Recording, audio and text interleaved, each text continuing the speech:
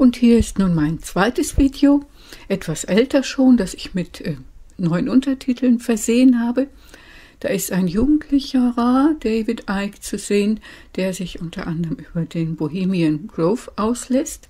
In dem Zusammenhang nennt er das Buch The Biggest Secret, heißt auf Deutsch das größte Geheimnis. Wer sich also mehr dafür interessiert, kann das gern bestellen. Es ist direkt hier drunter verlinkt. Viel Spaß mit diesem älteren, dennoch aufschlussreichen Video mit David Icke.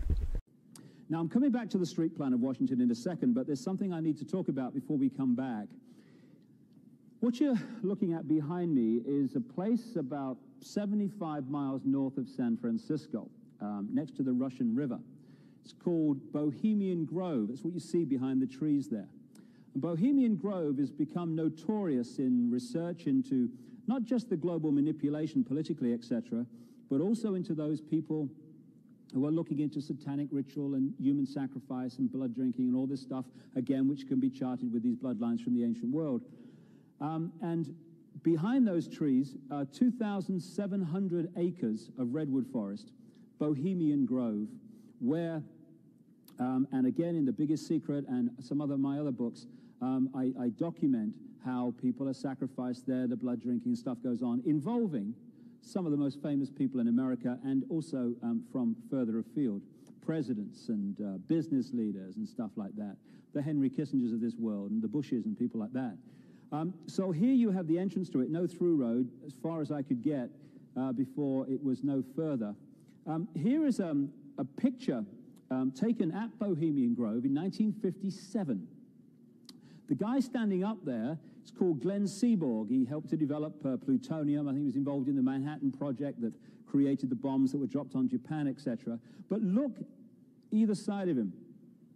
To his right, you have Uncle Ron, Ronnie Reagan, back in 57, just a B-movie actor. Going to be president of the United States. What, old Ron, you must be joking. Well, he became president. On the other side of Seaborg is Tricky Dicky, Richard Nixon, who went on to become president of the United States. And it's through these organizations, these elite secret societies and groupings like Bohemian Grove, that presidents and the other people in positions of apparent power, that's the route that puts them into these positions. Not surprising. Now, here's another picture at Bohemian Grove. Just concentrate a bit on this one, because it was taken on a long, long lens. Every summer, they have a summer camp in which these elite members of this brotherhood go to Bohemian Grove to do their deeds and do their ceremonies and stuff. And they do them to the same deities that this bloodline has done, has worshipped and done their rituals to, right back into the ancient world thousands of years ago, where this story started. And what you're looking at here, staggeringly, is a group of people, some of the most famous people in America, in long gowns. Behind them there, you see a 40-foot stone owl.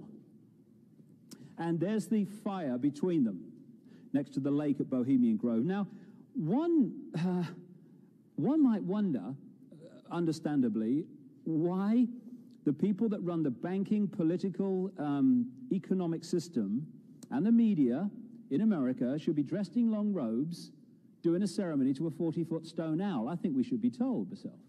So what's it all about? Again, you have to go back to see the present. Back in the ancient world, these Phoenician, Canaanite, Babylonian bloodstreams, which have merged to become the controlling force in the world, they worshipped a deity called Moloch or Molech. It was a deity that was an aspect of Nimrod, who keeps coming up everywhere, of course. And what they used to do is sacrifice children to Moloch or Molech. They put them through the fire. And in the Old Testament, you see prophets condemning the people for putting their children through the fire to Moloch or Molech. When I've talked to contacts, therapists and what have you around the world who work with satanically abused people, what those people tell them is that, again, when they're sacrificing children, the deity in the modern world today that they use to sacrifice them to is Moloch or Molech. Same seamless stream. So the question comes in relation to this, How do they symbolize Moloch, or Moloch, this deity to which they sacrifice children? They do it, symbolize him as an owl.